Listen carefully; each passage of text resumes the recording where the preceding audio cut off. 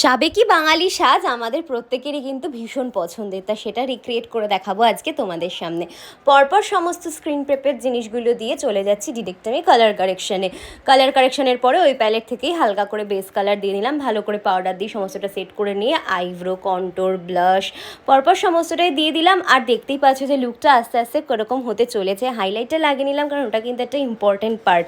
তারপরে চলে গেছিলাম আই মেকআপে। প্রথমে ভেবেছিলাম একদম নিউড একটা আই করব, পরে মনে হলো যে না, এটা একদমই একটুখানি ফিকে ফিকে লাগছে, তো এটাকে আর একটুখানি আমি এনহ্যান্স করার জন্য একটু ডার্ক করলাম আমার আই মেকআপটা।